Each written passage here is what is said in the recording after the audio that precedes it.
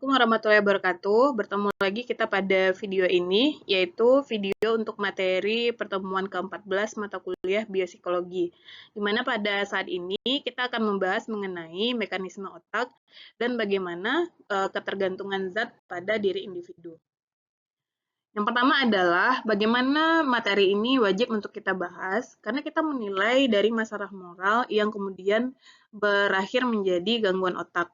Secara tradisional, orang-orang tahu bahwa adiksi sering dilihat sebagai kelemahan moral atau kurangnya kemauan dari individu.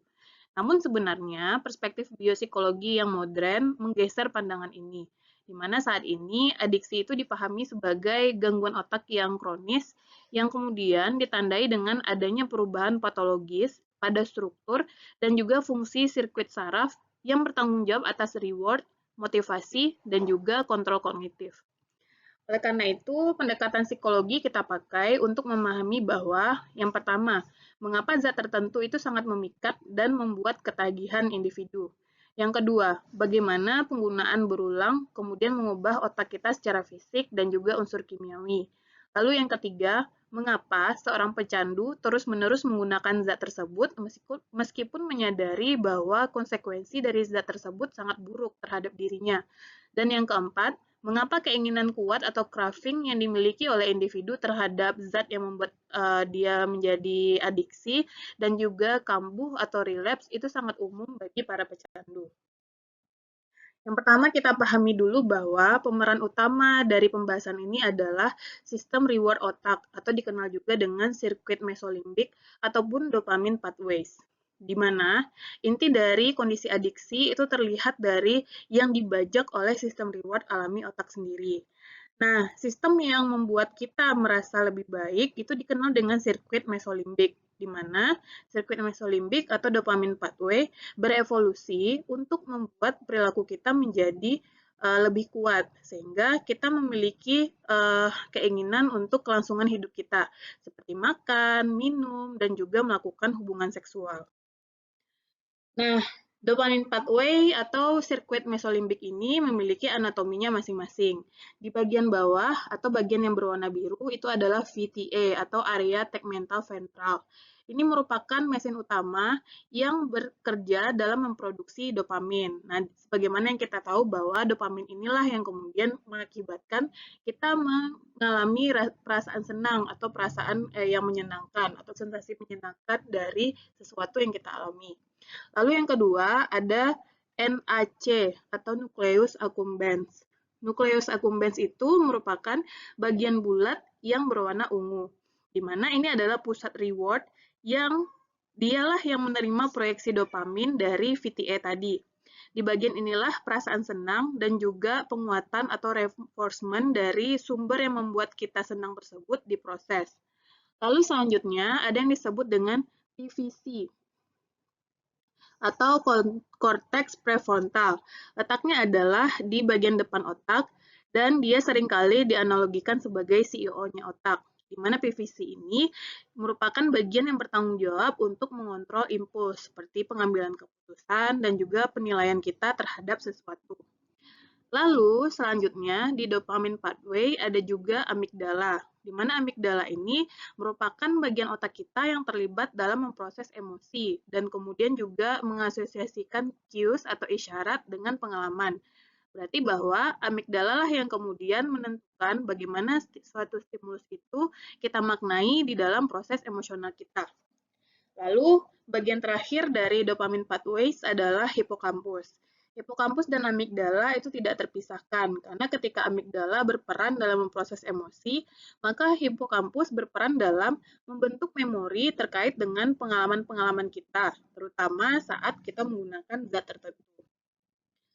Nah, ketika seseorang bekerja secara normal, maka dopamin pathway-nya itu juga akan menghasilkan dopamin secara normal juga. Misalnya, saat kita melakukan sesuatu yang menyenangkan, contoh ketika kita makan enak, maka VTA melepaskan dopamin ke NAC. Proses inilah yang kemudian memberikan sinyal bahwa makanan itu adalah sesuatu yang sangat enak, kita menyukainya, maka kita akan melakukan lagi atau memakan lagi makanan tersebut. Nah, hal ini menyatakan bahwa dopamin tidak hanya menciptakan perasaan yang membuat kita senang, tetapi yang lebih penting lagi, dopaminlah yang memperkuat perilaku dan kemudian memotivasi kita untuk kembali mengulangi hal yang membuat kita senang tersebut. Lalu, bagaimana ketika zat adiktif lah yang membajak proses normal dari penghasil dopamin ini? Nah, sekarang kita memakai istilah membajak untuk zat adiktif tadi, di mana ketika seseorang menggunakan zat adiktif, maka kemudian sistem reward ini dengan cara yang berbeda akan menghasilkan dopamin yang jauh lebih kuat dan langsung kita dapatkan. Dan ini sifatnya lebih instan dibandingkan dengan reward alami. Mekanisme umumnya di mana hampir semua zat yang berfungsi adiktif dengan satu atau lain cara meningkatkan kadar dopamin secara dramatis dan tidak wajar di area nukleus akumben tersebut. Nah, perbandingannya kurang lebih seperti ini. Ketika kita memakan makanan enak yang kita sangat sukai, maka dopamin meningkat lebih dari 50% di atas baseline. Lalu, ketika seseorang melakukan hubungan seksual, maka dopaminnya meningkat antara 100-200% di atas baseline. Tetapi, ketika kamu mengkonsumsi misalnya nikotin ataupun kokain, kemudian itu akan meningkat 200-400 di atas baseline. Atau mungkin ketika kita memakai zat yang lebih kuat lagi, seperti amfetamin dan juga metamfetamin, maka dopamin meningkat lebih dari 1000% di atas baseline. Nah, berikut adalah cara kerja spesifik berdasarkan kelas zat tersebut. Kita mulai dari stimulan. Bentuk dari stimulan antara lain kokain dan juga amfetamin. Stimulan itu bekerja pada otak kita ya. Jadi ketika stimulan masuk ke dalam tubuh, kemudian otak akan memberikan sinyal kepada tubuh kita untuk merilis stres. Nah, hal ini bisa terwujud dalam kemudian nafas kita menjadi sangat rendah dan darah kita kemudian tekanannya menjadi semakin rendah. Nah, ketika kalian memakai kokain, maka kokain ini akan bekerja dengan cara menghalangi transporter dopamin atau DAT, sehingga bisa saja dopamin itu menumpuk di bagian sinapsis kita. Sedangkan ketika kita memakai amfetamin, maka amfetamin ini bekerja dengan membalikkan arah transporter dopamin, kemudian membanjiri sinapsis dengan dopamin. Di mana ketika sinapsis banjir dengan dopamin, maka efeknya kita akan mengalami ledakan euforia, ledakan energi yang berlebih, dan juga kewaspadaan kita menjadi meningkat. Sehingga tidak heran ketika orang-orang memakai stimulan, mereka menjadi sangat jauh lebih produktif jika dibandingkan dengan tidak menggunakan stimulan. Yang kedua, opioid. Opioid atau dalam bentuk heroin maupun morfin. Nah, di gambar kita melihat bahwa ada pembagian otak yang normal dengan otak dengan opioid. Ketika otak kita normal, maka stimulasi dari dopamin itu akan terhasilkan secara normal atau bentuknya akan sesuai dengan kebutuhan kita atau seberapa kita memaknai stimulus tersebut. Sedangkan ketika kamu rutin memakai opioid, maka tanpa adanya stimulasi, maka dopamin itu tetap akan dihasilkan dengan cara yang berlebihan. Mekanisme dari opioid ini sebenarnya dia meniru opioid alami otak atau dalam istilah senyawa kimianya endorfin yang kemudian berikatan pada reseptor mu opioid. Maka secara tidak langsung, hal ini menghambat neuron GABA yang biasanya menekan VTA, sehingga hasilnya VTA melepaskan lebih banyak dopamin. Nah, dalam kondisi ini, efeknya kita akan merasakan euforia yang sangat dalam, kemudian analgesia atau penghilang rasa sakit, sehingga kita akan cenderung melakukan apapun tanpa memiliki rasa sakit di dalam tubuh kita, dan kemudian menjadi atau mengalami rasa tenang yang sangat berlebihan.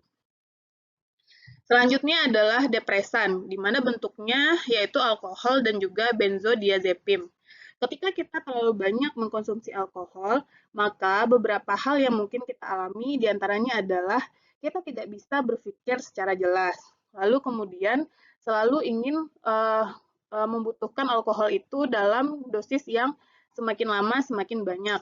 Kemudian alkoholik juga mungkin mengalami mental health issue dan secara tidak langsung akan kehilangan beberapa memori jangka pendek dan jangka panjangnya, dan juga memiliki permasalahan dalam keseimbangan. Nah, ketika seseorang mengkonsumsi alkohol secara berlebihan, mekanisme di dalam tubuh adalah alkohol akan meningkatkan efek GABA atau neurotransmitter inhibisi utama, sehingga GABA ini akan menghambat hasilnya glutamat atau neurotransmitter eksitasi utama. Efek dari hal ini adalah bisa menenangkan dan juga melepaskan rem pada vita A, sehingga menyebabkan peningkatan dopamin secara tidak langsung. Orang-orang yang menjadi alkoholik, mereka akan merasakan relaksasi, lalu kemudian tidak ada lagi rasa cemas dan juga disinhibisi. Selanjutnya, nikotin. Nikotin ini bisa kita dapatkan contohnya dari rokok dan juga vape. Di mana nikotin ini mekanisme di dalam tubuh secara langsung merangsang reseptor nikotinik pada neuron di VTA dan memicu pelepasan dopamin, dan efeknya bisa meningkatkan fokus dan suasana hati, walaupun sebenarnya efeknya itu sangat singkat. Nah, pada saat otak kita menerima nikotin, nikotin itu akan masuk melalui otak kita, lalu kemudian akan menyebabkan pleasure inducing semisal. Akhirnya, kita merasakan keinginan untuk mendapatkan nikotin lagi, dan lagi. Tapi ketika otak kita tidak lagi mengkonsumsi nikotin setelah kita biasakan, maka kita akan mengalami craving yang terus-menerus. Nah, inilah yang menyebabkan beberapa perokok sering merasakan mulutnya asam ketika dia tidak mengkonsumsi nikotin dalam jangka waktu yang dekat. Lalu, bagaimana transisi menuju ketergantungan? Nah, ini bisa kita lihat dari perubahan neurobiologis jangka panjang, di mana dari penjelasan tadi kita bisa tahu bahwa penggunaan zat adiksi yang berulang itu bisa menyebabkan otak beradaptasi untuk melawan dampak zat yang kuat. Dan proses adaptasi inilah yang kemudian disebut dengan neuroadaptasi, yang merupakan akar dari adiksi atau ketergantungan. Dan beberapa part dari otak yang terganggu ketika mengalami ketergantungan itu, yang pertama adalah bangsal ganglia, di mana bangsal ganglia ini berperan dalam memberikan reward dan motivasi, dan juga membentuk habits dan perilaku kita. Dan juga adiksi akan mempengaruhi amigdala, di mana otak kita tidak lagi merasakan stres dan anxiety, sehingga kita tidak akan mampu lagi untuk memberikan fight or flight respon ketika kita menghadapi masalah. Yang ketiga, bagian yang juga terdampak adalah prefrontal cortex, di mana berfungsi dalam pengambilan keputusan dan impulse control, dan ini akan terganggu ketika seseorang mengalami sebuah adiksi. Nah, bagaimana kemudian kondisi adiksi itu bisa ada dalam tubuh seseorang? Sekarang kita akan memahami dari perubahan neurobiologis jangka panjang, bahwa tubuh kita itu memiliki yang disebut dengan toleransi, di mana seberapa banyak zat itu akan mencapai efek yang sama. Di otak kita ada yang disebut dengan down regulation receptor, di mana otak akan mengurangi jumlah reseptor atau reseptor dopamin karena dia dihasilkan secara terus-menerus tanpa dalam kondisi yang normal. Sehingga kemudian tubuh akan membentuk homeostatis, di mana otak akan berusaha kembali ke dalam keadaan seimbang dengan menyesuaikan sistem neurokimianya. Lalu yang kemudian, ketika seseorang itu mengalami ketergantungan, maka di awal-awal akan disebut dengan dependence, di mana ketika zat itu dihentikan, tubuh kemudian memasuki keadaan withdrawal yang sebenarnya kondisi ini sama sekali tidak menyenangkan, di mana withdrawal itulah yang secara awam dikenal dengan istilah sakau. Pada saat itu, otak kita telah beradaptasi dengan zat-zat adiktif tersebut. Tapi kemudian zat itu dihilangkan dan sistem yang sudah tidak seimbang lagi itu kemudian dipaksa untuk kembali menjadi seimbang. Misalnya, sistem dopamin yang menjadi hipofungsi atau kurang aktif menyebabkan seseorang mengalami anhedonia atau dia tidak lagi mampu merasakan kesenangan yang sebenar-benarnya. Ketika dia mendapatkan sebuah reward, pujian, afeksi, dia tidak lagi merasakan atau memaknai itu sebagai sesuatu yang menyenangkan. Atau mungkin dia juga akan mengalami depresi dan kelelahan yang berat. Gejala fisik lainnya, terutama pada orang-orang yang kecanduan opioid dan alkohol, juga disebabkan oleh ketidakseimbangan pada sistem tubuh lainnya. Lalu kemudian ketika neurobiologis itu terganggu, maka juga akan terjadi perubahan pada korteks prefrontal atau PFC. Nah, ini adalah aspek kritis yang menjelaskan hilangnya kontrol kita terhadap diri kita. Di mana ini terjadi karena penggunaan zat kronis yang secara langsung merusak PVC sendiri. Dampaknya adalah seseorang akan mengalami gangguan kontrol impuls, artinya dia tidak bisa mengontrol dirinya dan kondisi tubuhnya akan menjadi sangat lemah. Kemudian dia akan menjadi seseorang yang melakukan pengambilan keputusan yang buruk, prioritasnya mudah berubah, di mana ia mendapatkan dan menggunakan zat menjadi sesuatu yang paling penting di dalam hidupnya dibandingkan dengan hal lainnya. Lalu kemudian juga mengalami penilaian yang terganggu. Artinya, dia meminimalkan konsekuensi negatif dari apa saja yang sudah menjadi pilihan hidupnya. Dan ini adalah sesuatu yang disebut dengan konsep hijacking of executive control, di mana sirkuit Go atau sirkuit yang memotivasi dari NHC menjadi hiperaktif, sementara sirkuit stop atau kontrol dari PVC menjadi hipoaktif. Nah, lalu kemudian apa pembelajaran dan memori yang terkondisikan dalam kondisi ini? Ini adalah isyarat yang terkait dengan penggunaan zat, baik itu bentuknya lokal, teman, ataupun paraphernalia, di mana keseluruhan zat itu dapat memicu craving dan juga relapse yang kuat, bahkan setelah periode pantang lama atau dalam keadaan detox dengan kondisi yang lama.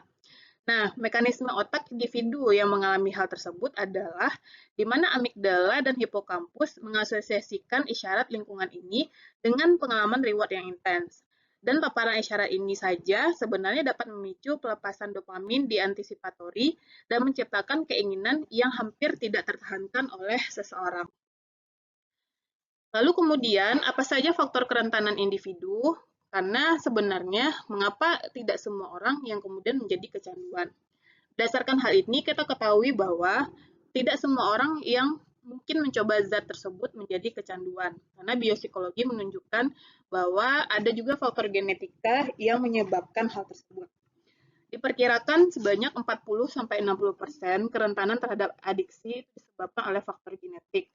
Karena variasi gen bisa saja mempengaruhi cara tubuh memetabolisme zat, misalnya metabolisme alkohol, ketika seorang bayi mendapatkan kondisi ini dari ibu yang memang pecandu alkohol. Lalu kemudian adanya kepadatan reseptor dopamin, di mana reseptor D2 itu lebih rendah, kemudian dikaitkan dengan kerentanan yang jauh lebih tinggi. Dan yang terakhir adalah responsivitas dalam sistem reward. Yang kedua, adanya faktor epigenetika, di mana epigenetika ini dipengaruhi oleh pengalaman, yaitu stres, trauma, atau paparan zat itu sendiri, yang kemudian dapat mengubah ekspresi gen tanpa mengubah urutan DNA, misalnya stres kronis, yang bisa membuat sistem reward itu lebih rentan terhadap efek zat. Lalu yang ketiga, perkembangan otak. Paparan zat selama masa remaja ketika PVC masih berkembang itu sangat beresiko karena dapat mengganggu pematangan sirkuit dari kontrol kognitif di dalam otak.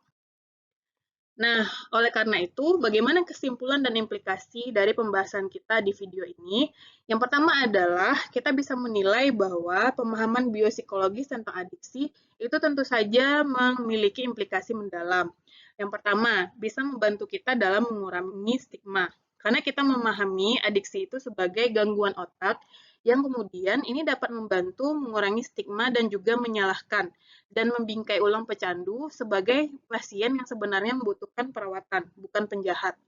Yang kedua, keilmuan ini bisa memberikan informasi terhadap pengobatan yang lebih baik, di mana pendekatan pengobatan itu dapat ditargetkan pada mekanisme otak yang spesifik, misalnya farmakoterapi, dalam pemberian obat seperti naltrexone atau antagonis opioid, atau varenicline atau agonis parsial nikotin, ini bisa bekerja pada sistem reseptor secara spesifik.